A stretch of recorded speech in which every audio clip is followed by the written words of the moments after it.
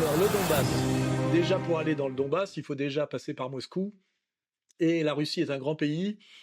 Donc entre Moscou et le Donbass, puisque nous on a atterri à Donetsk, il y a 1200 kilomètres à faire. Et là on fait les 1200 kilomètres en autocar sécurisé tout le long avec un véhicule avec un dispositif anti-drone sur le toit, parce qu'il faut comprendre que les Russes nous invitent pour aller voir le Donbass, et on peut bien comprendre que les services ukrainiens, comme ils l'ont fait avec Daria Dugin, ont intérêt à dégommer des journalistes étrangers pour qu'ils n'aillent pas y voir. Parce qu'en réalité, si les Russes nous invitent à aller y voir, c'est qu'il est évident que quand on va y voir, ça détruit vite le narratif occidental sur ce qui se passe au Donbass, et on adhère assez facilement au narratif russe, hein. C'est d'ailleurs pour ça qu'ils nous invitent pratiquement sans surveillance, hein. De toute façon, quand on est à Donetsk, il suffit de regarder à gauche, à droite.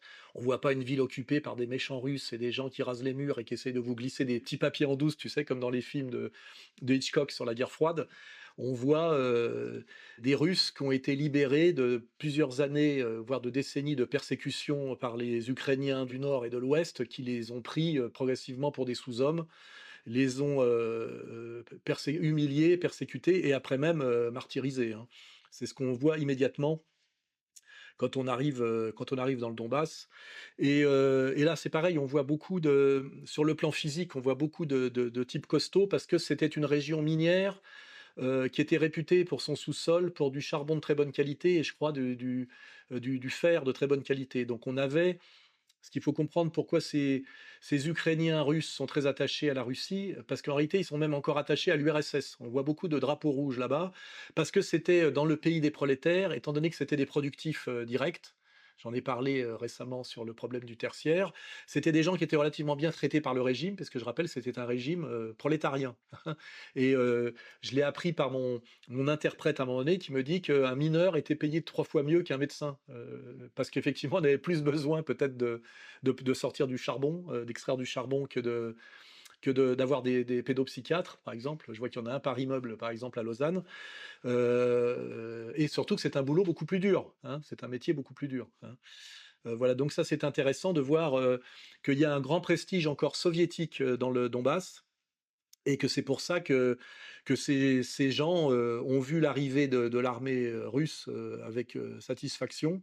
Et d'ailleurs, souvent, ce qu'ils reprochaient à Poutine, c'est de ne pas être venu le plus tôt. Et que si l'armée n'est pas venue plus tôt, c'est que l'armée n'était pas prête. C'est qu'ils n'avaient pas, peut-être pas mesuré l'ampleur de la cruauté envers les, les russophones du Donbass. Et d'ailleurs, après, quand ils ont lancé l'opération spéciale, ils n'ont pas mesuré l'engagement de l'OTAN pour essayer de retarder. Là, je suis d'accord avec Moreau, puisque la victoire russe est, à mon avis, relativement inéluctable, mais de retarder par tous les moyens la victoire russe, hein. Il faut comprendre que cette victoire russe en Ukraine va faire basculer l'ordre du monde, puisque beaucoup de pays vont voir quel est le nouveau champion, hein, et que comme l'hégémonie américaine fonctionne beaucoup sur la menace militaire, dès lors qu'à un moment donné, les armées de l'OTAN, pilotées par les Américains, sont défaites par l'armée russe, ça risque d'accélérer le processus des BRICS, hein. C'est pour ça que les Américains, enfin certains Américains, puisque la stratégie de Trump est un peu différente. Il dit que le mieux, comme cette guerre est perdue, c'est de dire que c'est pas la leur, hein. Et les autres, les néocons, eux, se disent que, comme ils sont sur une vision impériale militaire du monde, qui est la leur depuis les années Bush père et fils, eux, ils se disent que s'ils perdent en Ukraine, ils risquent de tout perdre. C'est pour ça qu'ils ils sacrifieront l'Ukraine jusqu'au dernier Ukrainien. Donc tout ça, les gens le comprennent quand même quand ils font l'effort, hein. Ça explique à la fois la logique russe dans le Donbass, le fait que les habitants du Donbass sont contents de cette intervention, parce que aussi, ce qu'on peut remarquer, c'est que si on regarde l'évolution du Donbass depuis quelques années, les Russes, quand ils sont allés aider les habitants du Donbass, ont aussi remis en état toutes les infrastructures. Les routes sont en parfait état. Les 1200 kilomètres que j'ai fait d'autoroute de Moscou au Donbass, les routes sont impeccables, et même là où elles avaient été très abîmées par les bombardements, le pouvoir russe a mis un point d'honneur à réparer tout ça, hein. Et ça, c'est intéressant aussi de voir que j'ai fait un long parcours d'autoroute, puisque j'ai fait 1200 kilomètres où on s'arrête en général aux stations-service, hein. Et ce qui est amusant, c'est de voir que quand on voit le critère, qui est à mon avis un critère civilisationnel assez précis, c'est la manière dont sont entretenues les toilettes. Et quand on s'arrête dans une station-service sur l'autoroute, qui va de Moscou à Donetsk, et ben, on a comme nous des pompes à essence avec une boutique, avec de la bouffe, et on va aux toilettes forcément et les toilettes sont bien entretenues et ça, on voit vraiment une inversion du standard, si je me rappelle quand j'y allais il y a quelques années, entre l'entretien des toilettes en Russie et l'entretien des toilettes, en France et en Europe occidentale. Et ça, c'est un critère très pour moi très sérieux de niveau de civilité, hein. Et de ce point de vue-là, on voit qu'il y a une bascule, hein. Ça monte de plus en plus en Russie et ça descend de plus en plus en France. En Suisse, ça va encore, mais c'est pas mais on est sur la pente descendante avec la logique, immigrationniste. On sait que ça peut aller que de plus en plus mal, hein.